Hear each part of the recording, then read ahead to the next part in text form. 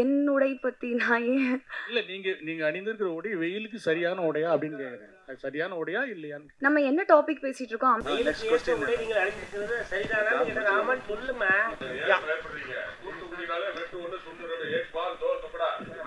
எங்களுக்கு வந்து விஜய் சார் அது ஒரு சின்ன வருத்தம் தான். இப்போ எங்க அந்நியார் கூட வந்து எங்க விஜய் சாரை பற்றிலாம் எதுவும் பேசாதீங்கன்னு எனக்கு வந்து கூப்பிட்டு நேரடியாகவே அட்வைஸ் பண்ணாங்க. எங்களுக்கு இருந்தாலும் மனசு கேட்கல, கேப்டன் அவர்களை வந்து பார்க்கலையே. அடுத்து தொகுப்பாளினிக்கு தான் கேள்வி. நீங்கள் எங்கள் எல்லாத்துக்கும் வந்து ரிப்போர்ட்டர்ஸுக்கெல்லாம் வந்து நல்லா அட்வைஸ் பண்ணீங்க வெயில் காலத்தில் எப்படி இது பண்ணுட்டு. நீங்கள் போட்டிருக்க உடை கூட வெயிலுக்கான உடைன்னு நினைக்கிறேன், கரெக்டாக?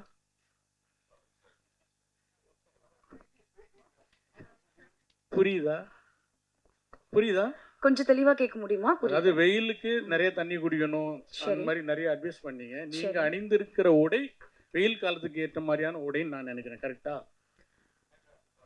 அதுக்கான என் உடை பத்தி நான் ஏன் இல்ல நீங்க அணிந்திருக்கிற உடை வெயிலுக்கு சரியான உடையா அப்படின்னு கேக்குறேன். அது சரியான உடையா இல்லையான்னு. நம்ம என்ன டாபிக் பேசிட்டு இருக்கோம்? அம்பி அப்படின்ற ஒரு படத்தோட பிரஸ் மீட்காக நீங்க அம்பியல் படத்தை விட்டு தாண்டி பேசுனீங்களா? அட்வைஸ் சார் பண்ணீங்களா? வந்து ஹீரோ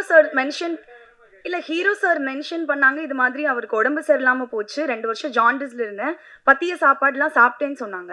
அதனால நான் அவங்க பேசினதுக்கு அப்புறம் ஒரு இது சொல்லணும் இல்லையா, அதுக்காக இப்படி சாப்பிட்டு உடம்பு பாத்துக்கணும் அப்படின்றது நம்ம பாத்துக்கணும், நம்மள ஹெல்த் இஸ் வெல்த். அதுக்கும் நான் அணிஞ்சிருக்க உடைக்கும் என்ன? நான் உடைய தப்பா சொல்லலையே. நீங்க அணிந்திருக்கிற உடை வெயிலுக்கு ஏற்ற உடையா சரியான உடையான்னு கேட்டேன். ஆமான்னு சொல்லலாம், இல்ல இல்லைன்னு சொல்லலாம். இல்ல, இந்த கேள்விக்கு எனக்கு பதில் சொல்ல தெரியல, சாரி. சரி. ஸோ சார் நீங்கள் எல்லாரும் பயங்கரமாக என்னை வந்து சாரி சார் சரி எல்லாரும் அதிகமாக என்னை பாராட்டினீங்க, நடிக்கணும் அப்படியெல்லாம் சொன்னீங்க. ஸோ நான் இப்போ சின்ன சின்ன கேரக்டர்ஸ் பண்ணிட்டு இருக்கேன் படங்களில், ஃபிலிம் ஃபெஸ்டிவல் படங்களில் கதையின் நாயகியாகவும் நடிச்சிட்டு இருக்கேன். ஸோ இன்னைக்கு நீங்கள் சொல்கிற வார்த்தைகள்லாம் எனக்கு ரொம்ப சந்தோஷமாகவும், இன்னும் நிறைய எஃபோர்ட் போடணும், இன்னும் நிறைய ஹார்ட் ஒர்க் பண்ணணும் அப்படின்ற ஒரு பூஸ்டாகவும் இருக்குது. Thank you so much for that sir. Thanks.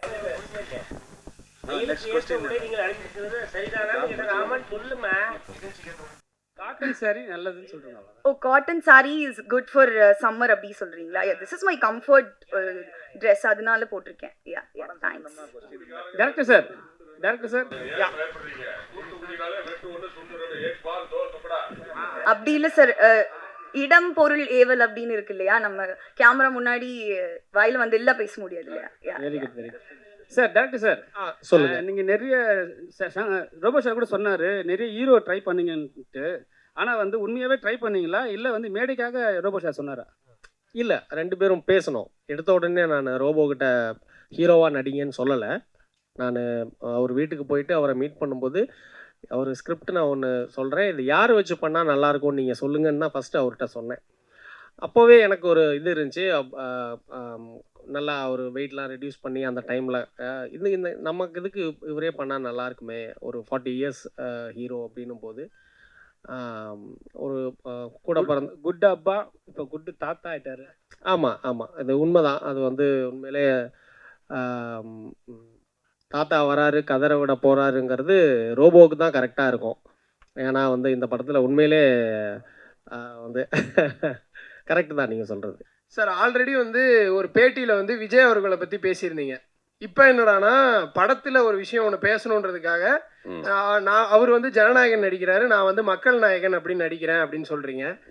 அப்படி விஜய் அவர்களை நீங்கள் எப்படி பார்க்குறீங்க? இல்லை அவருக்கு ஏதாவது போட்டியாக வரணுமா? இல்லை சார் அவருக்கு போட்டியாலாம் நான்லாம் வர முடியுமா சார்?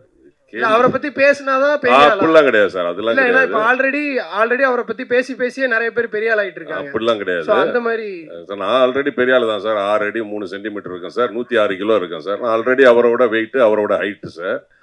அதாவது அவர் மிகச்சிறந்த நடிகர், மாற்று கருத்தே கிடையாது. ஏன்னா 92ல இருந்து இன்னைய வரைக்கும் வந்து தமிழ் சினிமாவில் ஒரு முக்கியமான ஒரு உச்ச நட்சத்திரம். அப்படிலாம் கிடையாது. எனக்கு உள்ள வருத்தம், எங்களுக்குள்ள வருத்தம் என்னன்னா, அவரை வந்து அடையாளப்படுத்தியது எங்களுடைய புரட்சி கலைஞர் கேப்டன் செந்தூரபாண்டி படத்துல. அதாவது 100வது படம் கேப்டன் பிரபாகரன், அவருடைய 101 102வது படமும் செந்தூரபாண்டி. செந்தூரபாண்டியில வாய்ப்பு கொடுத்ததுக்கு அப்புறம் தான் பட்டி தொட்டி எல்லாம் விஜய் சார் வந்து தெரிஞ்சார். எங்களுக்குள்ள ஒரு ஏக்கம், அது ஒவ்வொருடைய கேப்டனுடைய ரசிகர்களுக்கும் தொண்டர்களுக்கும் உள்ள ஏக்கம் என்னன்னா, தலைவர் அவர்கள் உடல்நிலை சரியில்லாத போது வந்து பார்க்கலே அப்படிங்கிற வருத்தம் தான் எங்களுக்குலாம். எங்களுக்கு அவர் வந்து போட்டியே கிடையாது. கேப்டன் அவர்களே வந்து உடல்நிலை சரியில்லாத போது அவர் வந்து பார்த்துருக்கணும். ஏன்னா நீ அந்த அந்த படத்தில் பார்த்தீங்கன்னா சிந்தூரபாண்டியில் கேப்டன் அவர்கள் சும்மா இருப்பார், விஜய் சார் வந்து ஆக்ஷன் பண்ணுவார், ஃபைட் பண்ணுவார். அந்த ஒரு பெருந்தன்மை எந்த ஹீரோவுக்குமே வராது. 100 படத்துக்கு மேலே அவர் நடித்து 100வது படம் சூப்பர் ஹிட்டு கேப்டன் பிரபாகரன். அடுத்த படத்தில் வந்து சும்மா உட்காந்துட்டு ஃபைட் பண்ண வைக்கிறாருன்னா அது எவ்வளோ பெரிய விஷயம். இப்போ எங்களுக்கு வந்து விஜய் சார் அது ஒரு சின்ன வருத்தம் தான். இப்போ எங்கள் அந்நியார் கூட வந்து எங்கள் விஜய் சாரை பற்றிலாம் எதுவும் பேசாதீங்கன்னு எனக்கு வந்து கூப்பிட்டு நேரடியாகவே அட்வைஸ் பண்ணாங்க. எங்களுக்கு இருந்தாலும் மனசு கேட்கல, கேப்டன் அவர்களை வந்து பார்க்கலையே அப்படிங்கிற ஒரு ஏக்கம் தான் தவிர மற்றபடி விஜய் சாரை வந்து நம்ம அண்டர் எஸ்டிமேட்டே பண்ண முடியாது. ஏன்னு கேட்டிங்கன்னா இன்றைக்கி ஒரு ரசிகர் கூட்டத்தையே வச்சுக்கிட்டு இருக்கிறார் அவர். அது நேற்று கூட நீங்கள் கண் கூட பார்த்துருப்பீங்களே, ஏர்போர்ட்டில் துப்பாக்கி எடுத்துலாம் மிரட்டுறாங்கல்ல. நீங்கள் இதை நான் உண்மையை சொன்னால் உங்களுக்கு கோவம் வந்துடும். எந்த தலைவராவது போகும்போது இந்த மாதிரி துப்பாக்கி எடுத்து காட்டியிருக்காங்களா? இல்லை கேப்டன் வந்து எத்தனையோ இடத்துக்கு போயிருக்கிறாரு, அவரெல்லாம் இப்படிதான் வந்து கத்திய துப்பாக்கிலாம் எடுத்து காட்டிட்டு இருந்தாங்க கூட போனவங்க. இல்லை வேற தலைவர்கள் அம்மையார் ஜெயலலிதா போகும்போதோ, டாக்டர் கலைஞர் அவர்கள் போகும்போதோ, இல்லை வேற தலைவர்கள் போகும்போதோ இந்த மாதிரி காட்டினாங்களா? நம்ம இப்போதானே நேரடியாக பார்க்குறோம். அதுதான் எங்களுக்கு வருத்தமாக இருக்குது. அந்த கலாச்சாரம் எங்களுக்கு வந்து கஷ்டமாக இருக்குது. ஏன்னா நாங்கள் வந்து எப்போதுமே கேப்டன் வழியில் வந்தவங்க, வெட்டு ஒன்று துண்டு ரெண்டு, உண்மையாக பேசுவோம், ஸ்ட்ராங்காக பேசுவோம். கேப்டன் அதுவும் ஏன் பயப்படுறீங்க, உண்மையை பேசுங்க அப்படின்னு தான் சொல்லுவார். நாங்கள் அதைத்தான் வந்து நாங்கள் அது வந்து சொல்கிறோமே தவிர எங்களுக்கும் அவருக்கும் போட்டியே கிடையாது. அவர் மிகப்பெரிய ஒரு நடிகருங்க. இந்த இடத்துக்கு அவர் வந்திருக்காருன்னா அதெல்லாம் சாதாரண விஷயம் கிடையாது. அவருடைய உழைப்பு, எத்தனை ஃபேன்ஸ் இன்றைக்கி வந்து தமிழ்நாடு, ஆந்திரா, கர்நாடகா, கேரளா 4 ஸ்டேட்டில் எவ்வளோ ஃபேன்ஸ் அவரை வச்சுட்டு இருக்கிறார். நான் போய் அவருக்கு போட்டியாக சொன்னோம்னா அதெல்லாம் வந்து ரொம்ப அபத்தமான விஷயம். ஏன்னா நானும் அவர் கூட ஒரு 7 படம் நடிச்சிருக்கிறேன். ஸோ வந்து அவரை வந்து நம்ம வந்து போட்டின்லாம் நாங்கள் ஏற்றுக்க முடியாது. அது வந்து கேள்வியே வந்து ரொம்ப இதாக இருக்குது.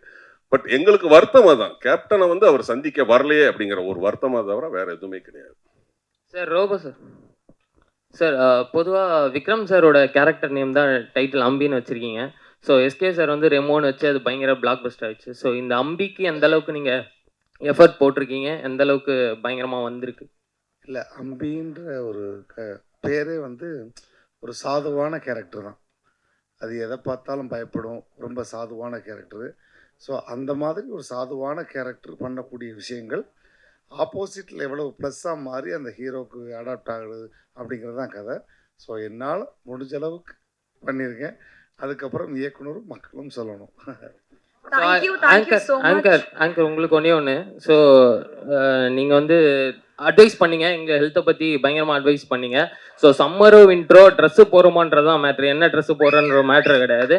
ஸோ நீங்கள் பயங்கரமாக பண்ணுறீங்க, பயங்கரமாக பண்ணுங்க. Super, thanks. Thank you so much. ரொம்ப சார், மனைவி அனுமதி இதெல்லாம் இறைவன் கொடுத்த வர மாதிரி சொன்னீங்க. ஆனால் வந்து நீங்கள் வந்து பெண் குழந்தைய வந்து ரொம்ப வந்து கொஞ்சுறீங்க. இப்போ வந்து உங்களுக்கு நீங்கள் வந்து நல்ல அப்பா, நல்ல தாத்தா, நல்ல கணவர். இப்போ வந்து உங்களுக்கு படம் வந்து நல்ல ஒரு ஹீரோ மெட்டீரியல் ஆகிட்டீங்க. எப்படி பார்க்குறீங்க இதை? இல்லை, இது எல்லாருக்கும் இந்த இளம் வயதில் தாத்தா அப்படிங்கிறது கிடைக்காது. அது இறைவன் கொடுத்த வரம் எனக்கு. இப்போ மனைவியும் சரி, மகளும் சரி, என் பேரனோடு நான் செலவழிக்கிற நேரம் ஒவ்வொன்றுமே பொன்னான நேரம்தான். அதே மாதிரி சினிமாவை நான் ரொம்ப நேசிக்கிறவன், கலையை ரொம்ப நேசிக்கிறவன், மேடைக்கு ரொம்ப வந்து மரியாதை கொடுக்குறவன். சில மேடைகளில் தான் வந்து நம்ம சும்மா ஜாலியாக பேசுவோம். அண்ணன் சொன்ன மாதிரி இன்னைக்கு உண்மையில் அண்ணனுக்கு ரொம்ப நன்றி. பின்னாடி தொப்பி போட்டிருக்காருல்ல அண்ணன், ரொம்ப நன்றி. இந்த மாதிரி ஒரு வார்த்தை வருமானு நிறைய மேடைகள் நான் எதிர்பார்த்துருக்கேன். இன்றைக்கி ஒரு பத்திரிகையாளர் வந்து ரொம்ப நீட்டாக அழகாக பேசியிருக்கீங்க அப்படின்னு சொன்னது எனக்கு ரொம்ப ரொம்ப சந்தோஷம். ஒட்டுமொத்த பத்திரிகை அண்ணனுக்கு மனமார்ந்த நன்றி. நேற்று வந்து சிம்பு சார் வந்து ஒரு வார்த்தை சொன்னார், தமிழ் சினிமாவில் காமெடி நடிகர்கள் குறைவாயிட்டாங்க, அதனால் வந்து திருப்பி வந்து காமெடி நடிகர்லாம் புதுசாக வரணும்னு சொல்லியிருக்காங்க. அதை நீங்கள் எப்படி பார்க்குறீங்க? இன்னும் அவர் கூட நடிக்கலைங்கிறத அவர் சொல்லியிருப்பாரோ?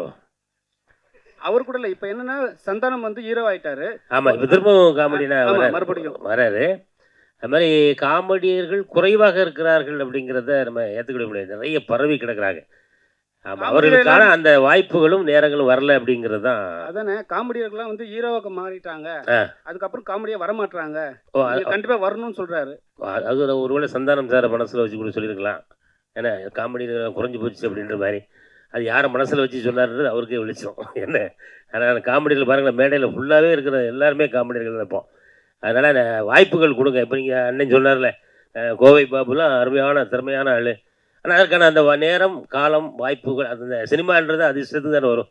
அந்த அதிர்ஷ்டமும் சேர்ந்து வரும்போது நிறைய இன்னும் காமெடி நடிகர்கள் கேரளாவை போலவே தமிழ்லையும் நிறைய பேர் வருவாங்க அப்படின்றது மாற்றுக்கிறதே இல்லை. இப்போ வந்து படத்தோட ப்ரமோஷனுக்கு ஹீரோயின்லாம் வருது கிடையாது, தொடர்ச்சியாக வந்து காமெடி நடிகர்களும் வரது கிடையாது. நீங்களே பார்த்துருப்பீங்க, நிறைய ப்ரொடியூசரில் வந்து இங்கே மேடையிலே வந்து யாரும் வரது கிடையாது சொல்கிறாங்க.